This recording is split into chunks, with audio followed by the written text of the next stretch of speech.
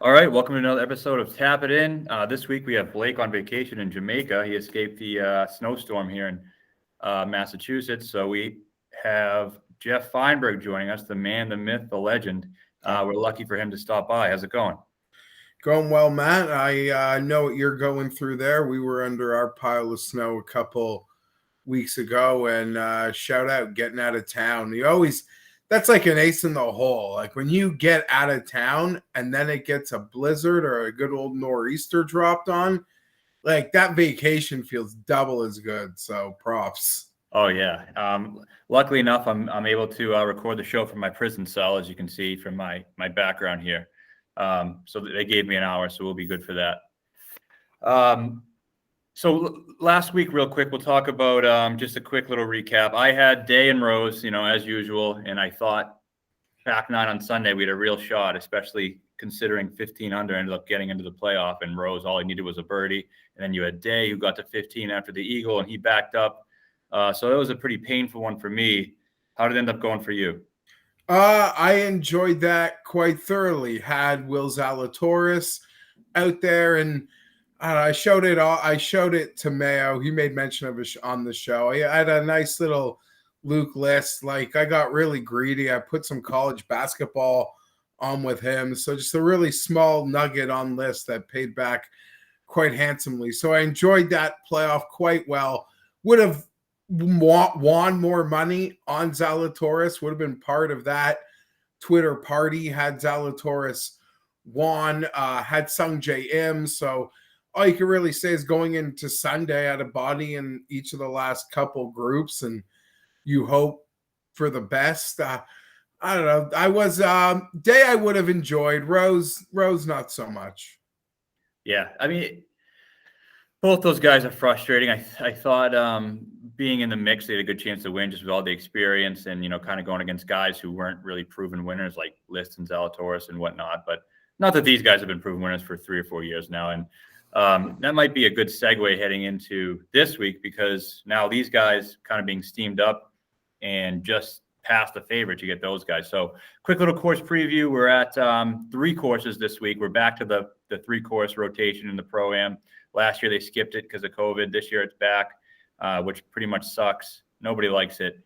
You got Pebble Beach, Spyglass Hill, and Monterey Peninsula. All 3 of the courses are somewhat similar. They're all around 7,000 yards and under.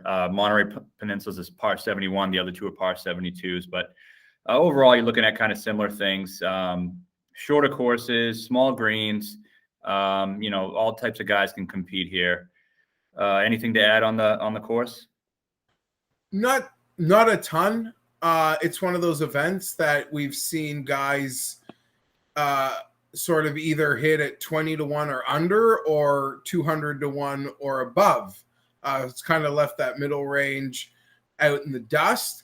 It's one of the few courses on tour that, has shown a significant course history element. And I'm not a big course history guy, but there are a few places on tour that you go each year that, even if you're not a course history truther, that you have to sort of reevaluate all of that, because there are some small trends and some sort of much bigger trends that point to course history having played a role in the winner's circle. Absolutely. I actually am a big course history guy. And this one, I had it in my model and my write-up today for Action Network. I talked a lot about the course history and the guys who kind of play well here every year. So it's definitely something you have to look at. And the same thing we talked about for American Express 2 weeks ago, and we had Hudson Swafford, who was a past winner. So, I mean, it definitely holds some weight, and I think there's a lot of similarities. Shorter courses, the 3-course rotation, and the course history. So we're looking at that, a similar situation. Also, you and I think are both similar in that we love hitting that 20 to 50 range. And just because it's been dead in the past, does that mean you think, it's something you want to avoid, or is it just a matter of time? Now, the bets I think I'm making, Matt, are all in that range, and I'm almost joking. I'm walking into the Pebble Beach dead zone, but that dead zone is actually too big to call it a dead zone, because by Pebble Beach, it's literally under 20 to 1 or over 150 to 1. So that's just something that I can't buy into. And just we always like to pick a lane. That's the lane I like to pick, and I'm not going to ignore that. I've made a couple bets. I haven't made anything under 40-1 yet. I still could, but it really is that 40 to in front of 100 that has my eye. And by all accounts, you could call that the no-fly zone for this AT&T, but not stopping me, at least in the early moves that I've made. Yeah, I completely agree. I mean, what are you going to do? Just pick some random guys 200-1 and above, and then just pick a favorite? It's just isn't it? You can't bet that way. So you just kind of. Sorry, yeah, I've even joked with Mayo already. It's like, I like Daniel Berger. I'd like to bet Daniel Berger. Like, I don't think the number's horrible, but I like building a card way too much. So, no. Yeah, and the back-to-back that hasn't really happened here, and not that it couldn't, but I'm definitely fine with going away from Berger. So I'll just start with the top 5 here. We got 5 guys under 20-1 this week. I'm using Bet365. We have Cantlay at 8-1, Berger at 14-1, Willie Z at 18-1, Jordan Spieth at 20-1, and Jason Day, who was 100-1 last week, now is 20-1. I'll start by saying the first 4, while they could be all right, I have no interest in. Jason Day, I guess that's something we've got to talk about. But you just said you didn't bet anybody below 40-1, and I'm with you there. I don't think the top guys are bettable, especially with the way Spieth is playing. If you have nothing to add to those 4 guys, I kind of want to talk a little bit about your thoughts on Jason Day. It's not. I mean, just because I haven't doesn't mean I'm not thinking about it. I'm one of those people that bet Zalatoris at the 50-1 2 weeks ago. I even took the bite in the mid-30s last week. Am I willing to go down again? Probably not, but I also haven't put red ink through it. And Spieth, I mean, I'll be honest, he's a guy that also haven't counted out yet. Course history being such a big thing, this is where he got it going last year. I'm not how do I put this? I have this perception of not being a big Spieth fan. That's not true. Sort of made a claim on him that ended up being correct, and I'm happy to see him play great. That being said, when we get to majors, I can't stand Jordan Spieth because I like to bet on guys that have never won majors. So I like just cheering for guys to get more majors. But an event like this with the course history, this is where he got hot last year to start. What was a really nice run of great form and which had a win involved and a really strong season. So 20-1 doesn't seem crazy. No, and believe it or not, I never thought I'd say this, but that's almost a contrarian view this week. It seems like no one's really talking about Spieth. We have a lot of people talking about Zalatoris, a lot of people talking about Day. And, well, to be fair, Spieth has been god-awful. He's been absolutely awful his past 4 starts. -6 on approach, -2 on approach, -4.5 on approach, -1 last week. He's just been very, very bad. I'm not reading too much into the Farmers finish because, he never plays well there. So could he turn it on? Yeah, but I'm kind of under the impression that he might just suck at golf again like he did the past 4 years. Is that possible that he just sucks again? That's possible. But I would say Pebble Beach, Augusta, but you don't want any of that smoke because there's too many good players. And to bet Spieth at Augusta, you'd probably be like 14-1 or 12-1 against, the dragons of the sport. Right. And maybe one of those Texas tracks. Like, this is his place. Like, this is one of his comfort zone tracks that even when he was in his dip, he played well at. So, yeah, I don't see myself making that move in the end, but I actually think the number is pretty fair, especially for a lot of the guys. I wasn't expecting him to get a 20 when I was thinking about the field, last night per se. Yeah, I'm kind of with you there. I kind of like to play. It's starting to grow on me a bit, especially because no one's talking about it. And I came into this week thinking I was going to bet Jason Day, but now I'm seeing kind of everybody is, and he's 20-1. And how can you bet him over Zalatoris and Spieth? And I'm not saying I can't bet him over Zalatoris and Spieth because I certainly might, but man, it's tough. And just like with Spieth, like you just said, even the years when Day's been terrible, he's come here and he's been a walking top 5 every single time. He should have won last year. His putter abandoned him. I have memories of last year. Might have even been Torrey Pines last year, but he had this run last year where, ironically, it was his putter that totally abandoned him, but he was pin stalking it through California. Could you see yourself getting to Jason Day this week? No. If it wins, I'll be happy for him. I'd have been happy for him on Sunday. I'd have been happy for Rose too. I like seeing all these guys. I want them healthy. I want them playing well. I want to see them going up against this great young crop of golfers. 20-1 for me, Jason Day. No, I'm gonna keep moving backwards. Very tough to stomach there. And then with that being said, I also think, not that, you or I, this is not our style at all to bet it, but Patrick Cantlay could win it 9-1. I mean, he was 10 under, I think, after the first round last year, and everyone already crowned him the winner. They ended up catching him, but obviously a perfect spot for him. He's excellent on these shorter West Coast tracks. Obviously could see him winning this thing. Yeah, of course he can. That goes without saying. And it feels like after a 200-1 Swafford and 80-1 list, we're due for maybe a week where, the dealer just comes in and wipes the table and says, try again next week, folks. Yeah, absolutely. So that gets me to my first bet. I only have one guy under the 40 kind of range that you talked about. Is Justin Rose. I've been on him the last 2 weeks. His number's been obviously gradually going up, but I can't get off him now because he's been playing well. I mean, if you bet a guy every week just because he doesn't win doesn't mean you can't bet him again because only one guy wins. So he's playing some of the best golf he's played in 2 or 3 years. Pebble Beach, great place for him. He was in contention there in the 2019 U.S. Open, finished 3rd. He was 6th here in 2016. Doesn't play it all that often, but when he does, he's very good here. And the last couple of years, we've seen him putt it very well, but we haven't seen that iron play that he had and when he was very good in that 2018, 2019, and that's kind of coming back. He had a really hot week a couple weeks ago on Sunday prior to last week, and then he gained 5.5 strokes on approach in only 2 rounds at Torrey Pines, which was 4th in the field. So it seems like everything is coming together at the right time. I actually think 28-1 is kind of a fair number on him, considering the other guys we're seeing in the field, Day being at 20.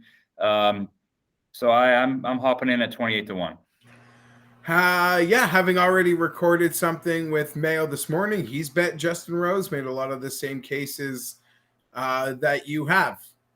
You look at the other players in that range, McNeely, Tringali, Power, they're sort of their own tier in and of themselves right now. If you had to rank them, Rose would probably be most people's favorite this week and a popular McNeely. I don't know. I don't hate the pick. I'm not there though.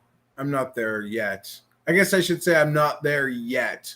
But Rose, I think he'll be, and I don't mean this as a negative, seems like he could be a very popular play because I think a lot of people are seeing exactly what you're seeing, and that number does seem quite fair. And in this field, even his lack of recent wins, his win equity, sort of much like a Jason Day, still is worth a lot in this field. Yeah, I totally agree. I mean, what you're talking about popularity, I think Maverick McNeely at 28 is going to be much more popular than Rose, and I can't stomach that. That's something I could never get to. Yeah, that's a tough one. Again, I've seen him sort of like Rose show up on a lot of people's cards, 70-1 last week. It's a back and forth, like even debating between him, Tringali, and Power. I would probably put Power ahead of them just because of how consistently good Power has been lately. He was right there at the MX a couple weeks ago, had a bad start. But with Mav, like, he's a guy that a lot of people were projecting to have big seasons. A big season. Unfortunately for Mav, this happens in the outright golf game quite a bit. You lose the number without catching the win, right? Like, you've lost those good Maverick McNeely numbers, and you didn't catch the win. And in many respects, we could see that with Zalatoris. I'll be curious to see what Will's number will be when we get to the stronger fields again. It's hard to quantify it in this field, but let's see when we get to one of those stronger ones. But yeah, I think there are people chasing the math thing. That being said, I think you can't deny that even from a year to year, he's a more confident player. He's probably seen in a different class or tier on tour. And now he comes to a course that you would think is the bread and butter Maverick McNeely course. What he does well suits this triangle of courses very well. The second place last year, the great week last week. So there's just so many like little things that even if people are tempted to stay away, for lack of a better term, an annoying one, he does check a lot of boxes despite that number creeping. I have not made any move though there. Yeah, I totally agree with you. All those points are correct, and that's actually why I'm glad he's 28, because I didn't really want to have to bet him and join the Maverick McNeely party. So I saw the 28 and I said, great, I can avoid that, and I won't feel bad if he wins. Yeah, and I think people are not like you. People hoping that they would have caught a 40 or something. I don't know. I think that's. I mean, look at Day. He was 80 last week. He's 20. I'm not trying to compare what they've done, but everybody's taken a hit. Spieth was 40 last week. He's 20. Zalatoris is chopped in half. You know, so I wouldn't like really hold that entirely against Mav. I'll say if you were going to bet him at 35, don't like run away because it's 28. And maybe that's easy to say because I haven't made the bet yet, but that's all. That's all. Or just triple think it before you decide not to. I hear you on that. So tell me, who's the first guy you made? First bet that you made? My first bet that I have made, well, it's still farther up, but this is the whole range of where I am thinking. And it starts with the next guy on the board, the next couple, to be honest. Matthew Fitzpatrick at 40-1.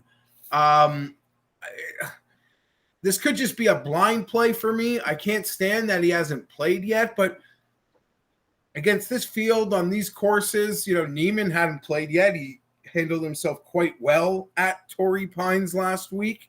It just seems like the ultimate Matt Fitzpatrick course. 40-1 seems like a real high number. Could be like thinking about betting him at 28-1, 25-1 at Bay Hill in a month, Matt. Yeah, that's an incredible number. I was going to ask you about that. I honestly haven't even thought about it until I just looked at it until you said it, and I was going to say it in a second ago. But yeah, I think last year here he was like 18-1. I mean, 18 or 20. I mean, he's obviously the perfect fit. You know, oddly enough, we've talked about how he's kind of better at the longer tracks when API obviously being very long. So I don't know if that's just a coincidence, considering obviously he's not the longest off the tee, but it is a perfect spot. And 40 is in kind of an outrageous number looking at the guys around him. I mean, 10 points higher than Seamus Power. Look at what they've both accomplished in their career and their respective tours. I think that's a great idea. I don't know, the guy, he was on the European Ryder Cup team. Yeah, I mean, I know that team is, you know, at a lower point in its, you know, history, but it's, you know, from a world ranking perspective, you know, and I'm not trying to compare him to Minwoo Lee, who I, you know, maybe come up later as a guy whose number is, if you're looking at the world rankings, which we know as golf fans are very skewed in their own way. But even moving on here, Matt, Kevin Kisner, I think at 50-1 at an event that feels like it just totally works for Kisner. He's a type of guy that, you know, how do I put this? It's almost like, well, you know, I've got this space heater that keeps automatically going on and on beside me, and it's just really distracting me. I don't know what button I mashed on it to put it on this timer. So now it's really just annoying me. So it distracts me every time it goes on and off. I apologize. I hope you guys can hear it. But Kisner, you feel like these are the events he gets up for now, AKA the ones he can win. And the majors, he's just like happy to hang out at, Justin Thomas's, big rental house, if that makes any sense. Yeah, finish 30th. He's very self-aware, despite, maybe us taking some clickbait headlines about, Ryder Cup stuff with him. He does seem to be very hyper self-aware about where he can win, how he can win, and how he can keep his card forever. And it's places like this. So I'm intrigued very much by Kevin Kisner. Not so much buying the Streelman, Larry Fitzgerald thing. He's just a guy I don't bet, much like Cameron Tringali. I've never missed him because I've never swung, so I don't really care to start. Lonto at 50, I think is incredibly fair. And Bezadenhout is a guy I bet at the MX at 60. And it's as you kind of alluded to, it's a lot of maybe the same profile type players. And honestly, some of the players that I am looking at are players that I did bet at the MX. So those are the guys just above 50. And it would be, I wouldn't, between Fitz, Kisner, Lonto, Bezadenhout, I'm going to have some decisions and probably bet a couple of them. Yeah, I like that. The one thing that stops me with Kisner is, I don't know if, it's just kind of my bias, but I picture him on these Bermuda courses, and I'm looking kind of through his course history at Pebble Beach. He doesn't really have much.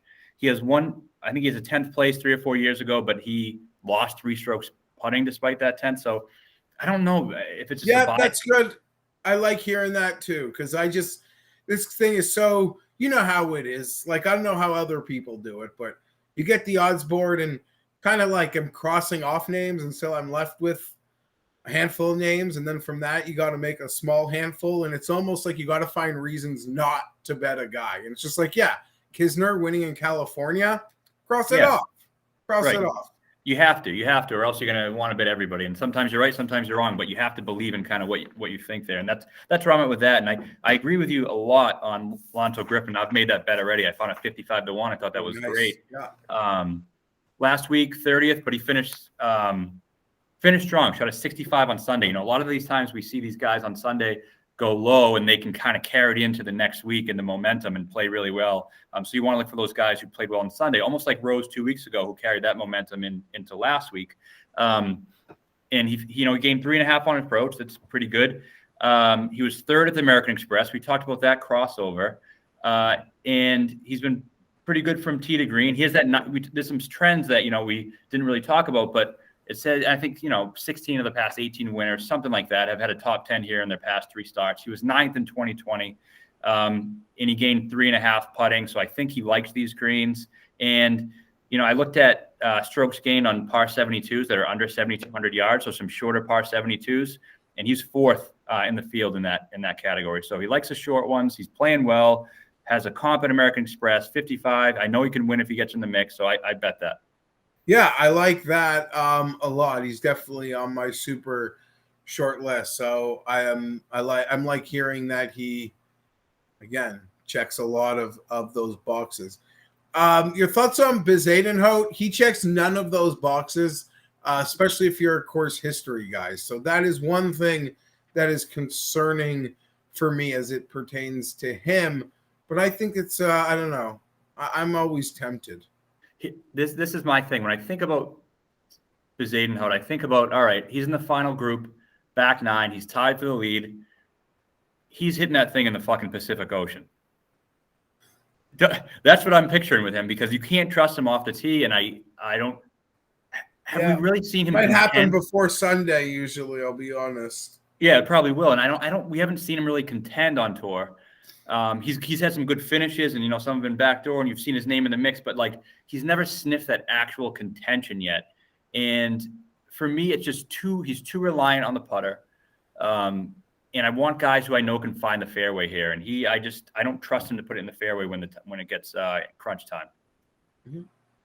Fair enough. That would have been my one objection, is he can make 3 birdies in a row and it all goes away in one swing into the Pacific. And you like him at those courses wide open where there's less trouble, despite not needing to be long here. There are some exacting, sort of placement tees. I think you visual eye lines is definitely, you got to be somewhat precise.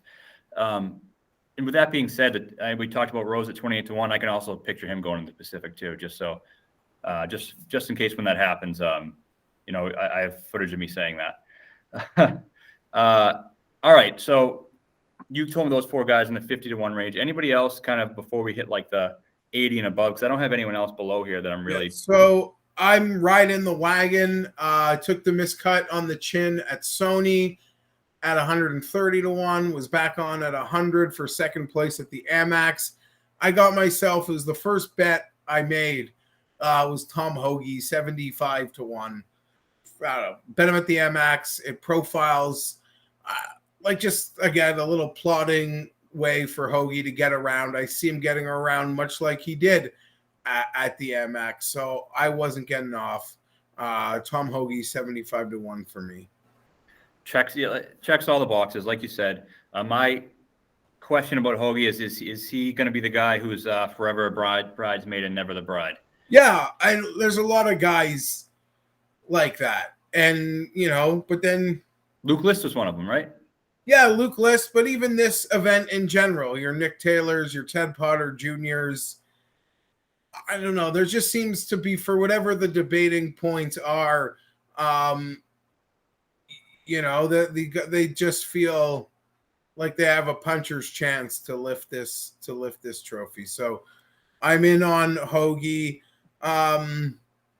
Yeah, other is in this range. I mentioned Minwoo Lee is probably having nice value comparative to world ranking, if you're into that, and you could argue that this event sets up for him.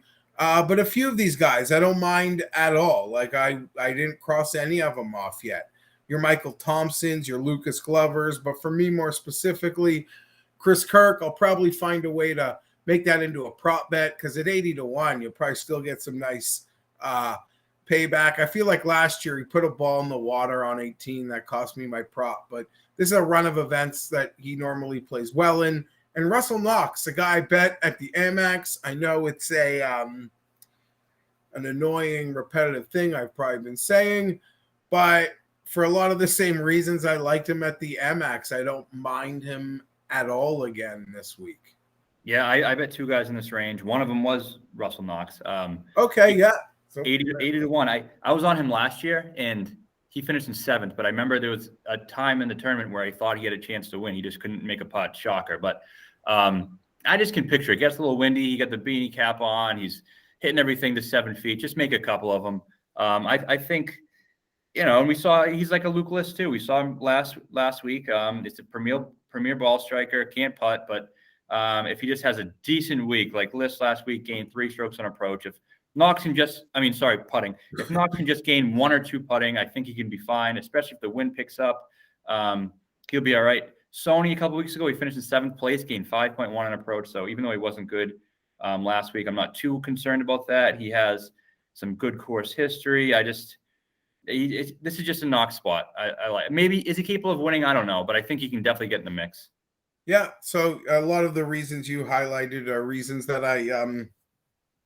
I'm probably going to see myself betting him again before he crosses 100. Like, I don't know, Aaron Ray, it seems like a lot of people are attached to him because they saw him on TV this week. You know, a lot of people who watch European Tour golf see him quite regularly.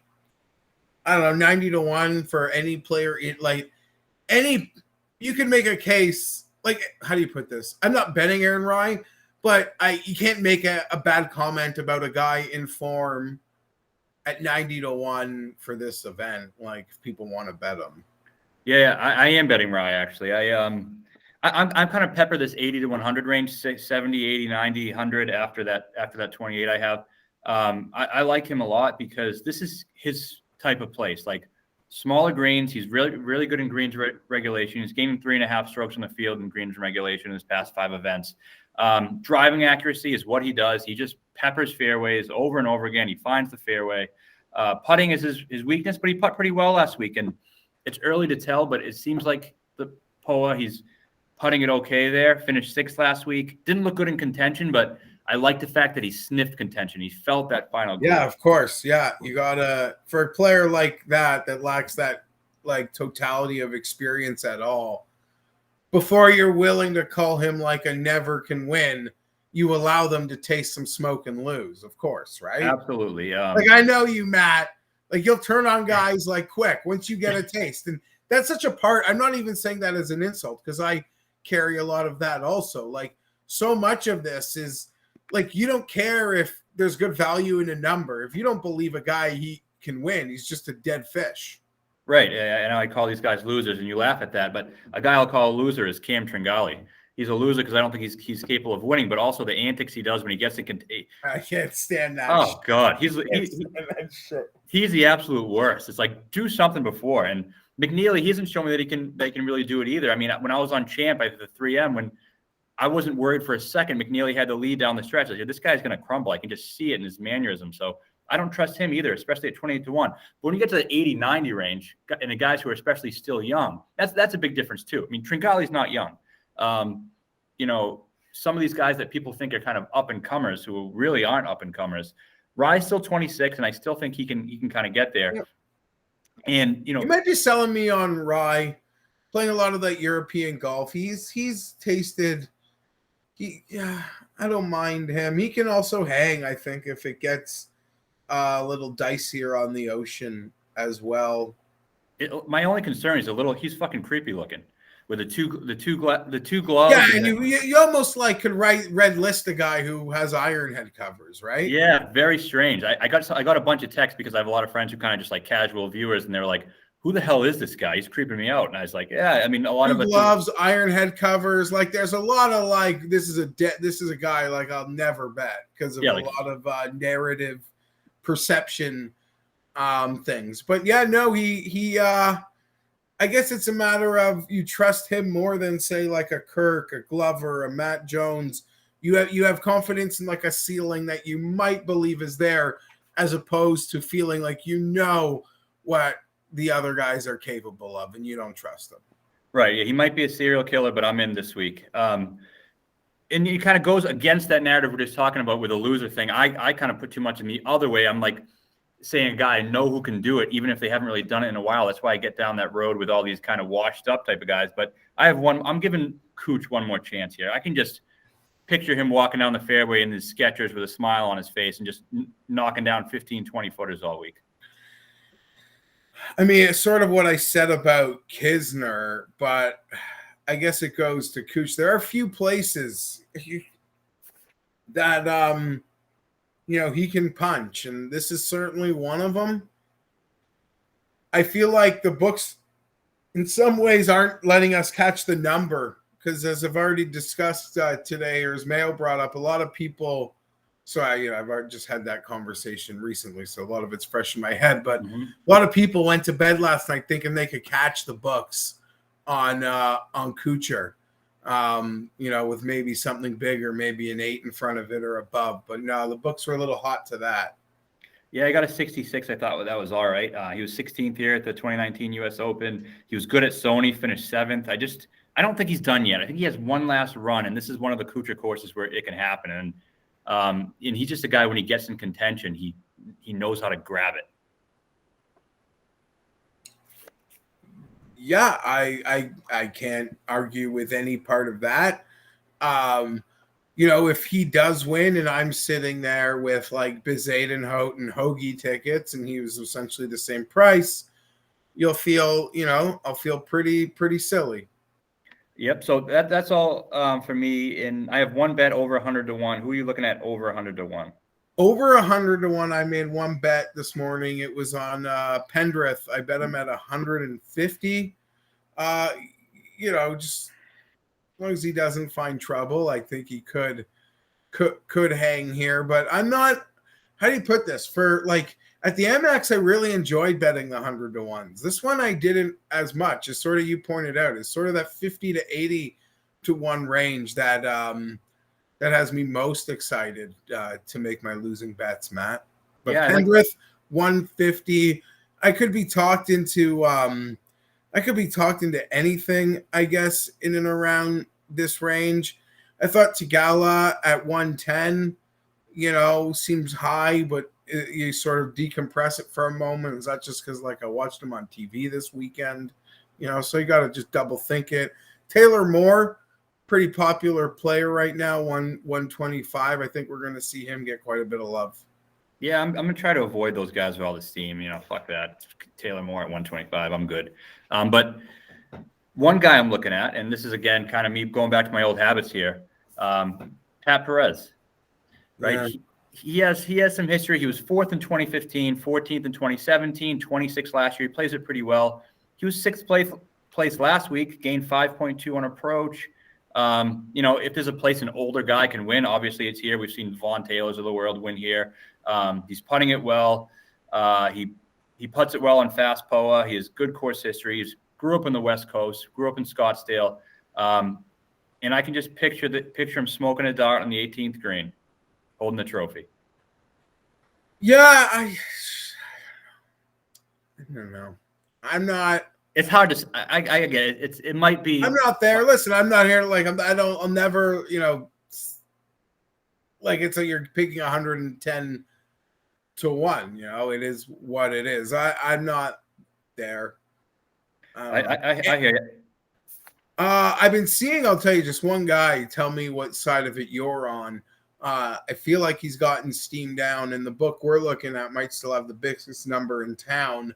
Because I'm seeing a lot of 60s out there, 66s. But Andrew Putnam seems to be a very popular Monday morning long shot. Yeah, he's not for me. Especially getting steamed down. But even at 100, I'm good. Like he was 150, I think, at the American Express, and I like that bet a little bit. I know on the show I had with Tom Jacobs, he was big into him, and he had a good week. But maybe I'm wrong, but I don't picture Putnam as. I don't know. I mean, I know he can get hot with a putter, and I just don't know what his ceiling is at this point. He hasn't really sniffed contention in a very long time, and I think I'm just out, especially with all the steam on him. One last guy who I did look at, I didn't bet, and I'm probably not going to bet, but I thought about it long and hard was Neesmith. Yeah, mentioned him this morning. Yeah, does a lot of things. He was a flavor of the month that kind of feels a little bit forgotten right now. 110 to 1, that approach play. He does a lot of things that you're paying for some guys in that 60, 70 to range, what they do, and you're getting 110. That's one I don't mind at all. I could be a part of that one. He has very good course history as well. 16th here last season. So the only thing I don't love about him is he hasn't really been playing that well. His stats haven't been great in the last couple of weeks, and I'm kind of looking for someone who's playing a little better. But I'll just recap who I've bet already and kind of who I'm thinking about, and then I'll have you do the same. I'm thinking about Day. I just don't want to be on for 3 weeks and hop off, but I know the number is just very hard to stomach. But I've bet Rose at 28 to 1. I've bet Lanto at 55 to 1. I've bet Cooch at 66. Rye at 90, Knox at 80, and Perez at 110. What do you have so far, and what are you thinking about? Okay, so I've bet Hoagie 75, Pendrith 150. I'm probably going to find myself on Lanto 50-55. Fitzpatrick at that 40. Although it's like one of those bets where the fact I haven't made it yet, Matt, it's like I'm still waiting for almost like that Kisner thing, like a piece of logic to just hit me to be like, nope, we just got to cross that one off. But Fitzpatrick 40, Lanto 50, Bezadenhout 55, Knox 80. And if I'm going to fire something below, yeah, I wouldn't be shocked. I'm not hating McNeely as much as you are, and Power would be part of that consideration as well. Makes sense. If you do need something to get you over the finish line on crossing out Fitzpatrick, it's just that I think 20 of the last 21 winners have had at least a top 15 or something here in their career. I just kind of made up those numbers, but it's something like that. And he really has done nothing here. He had a miscut, a 60th, and another poor finish in his 3 starts here. So that'd be one reason. Ironically, the U.S. Open, he did well here, but that's right. That fits the narrative of like when it's harder, it's better for him, right? Yeah, I didn't even look at the U.S. Open, so that no, makes that's sense. Fair. It's easy to ignore it. I just had that dug up for me earlier today. That's the only reason. I was aware of that U.S. Open to sort of counter the course history no fits. But again, this isn't the U.S. Open. Like you mentioned, Bay Hill and Fitz sort of plays his best when it's, it's got some teeth and some variables or, that can eliminate other players and sort of leave him standing by process of elimination outside of him being really good and dominating, if that makes any sense. Yeah, absolutely. All right. Well, that's all we have. I enjoyed having you on. Before you leave, I want to get one thing. What's your Super Bowl pick? I don't know, Matt. I don't like this. I really wanted the 49ers. I had a big 60-1 49er future. I wanted to cheer for. I'm happy the Chiefs are out. I was suffering from Chiefs fatigue, let alone if you love any sport, you're not cheering for their division rival, let alone when you've seen them 4 years in a row. Yep. So I love the fact that there's new blood. And I think LA is going to win. They've really, in some ways, played like so much flawless football in the last 6 weeks. If you take out the end of the Bucks game and their 49er games, they've been like flawless. But I thought the 49ers would beat the shit out of the Bengals. They would have done what the Titans did with the sacks, but they wouldn't have done the stupid stuff. So I'm really pissed the 49ers lost. Yeah, I'm with you on that completely. I like the Rams. I think I like to see OBJ. I like how he's playing right now. It's nice to see him playing well and fitting in with the team. And I like Stafford. I like what the Rams got going on. And I think the Bengals hype train is too much for me. I'm just a contrarian. Everyone loves the Bengals, so I don't like them anymore. Yeah, and as like a Charger fan, like we're like a nobody, a forgotten entity anyway. So I'm going to say this and people be like, you already were that. But any glimmer of hope of not being like the early 90s Clippers, it kind of just dies with the Rams going to the Super Bowl. It does. So. Oh, that's true. I didn't even think of it from that. So like, we're in their building. No one is given the NFL or out of their own pocket paid more money to this league in our lifetime than Stan Kroenke to move that team out of St. Louis to privately fund that stadium. It almost feels like if you think there's going to be a fishy call or you're in one of those, there's no way like Kroenke's not going to pull this thing off. Like he paid way too much money. And from the other part of it, I can't like the Rams, they dig me only because I cheer for a team that wins nothing, Matt. So just know it comes from this place. But, where we've got to use draft picks and we've got to build it. And the Rams are like, no, we understand draft picks have value, but we're just going to utilize that value differently. And boom. Now, granted, you've got to be able to maneuver the cap and probably pay a lot of things like they have Kroenke to do, like eat a lot of money to pay blah, blah, blah, blah, blah. But it's not like they don't value the draft picks. They just utilize the value differently. Yep, absolutely. Yeah, and they manipulate the cap, and it's like the way you don't really want to see a team build it. And I know I said it was the last thing, but I have one more thing to say to you. I know we kind of think similarly on this. My preseason preview, I bet Victor Hovland 33-1 to win the Masters. I'm seeing that it's still 25-1. Any interest on getting on board on that one? Yeah, I don't mind that. If anything, like the Super Bowl, I like losing so much money that I might take my Super Bowl winner and parlay it with Victor just because that'll just be like a side fart win because, whatever I bet on the game will be a lot and then I'll just have that little nugget. Maybe I'll do something like that. So if the Rams win, you won't be so depressed about them winning and you can maybe have a Victor. No, I'm going to be annoyed, but when I do realize I have that Vic ticket, when we start talking Masters, I will be, I'll be happy. I love Vic. And you know me, I'll be supplementing that with Victor by a field goal at the Masters if I make that move, Matty. Right. I think it might be 18-1 by then. So I still like it. Well, all right. I appreciate it, Geoff Fienberg. Thanks for the time. You're the man. We all, the listeners, will be happy to hear you on the show, and I'll hopefully talk to you soon. All the best, Matt. Good times. Thank you. Thank you.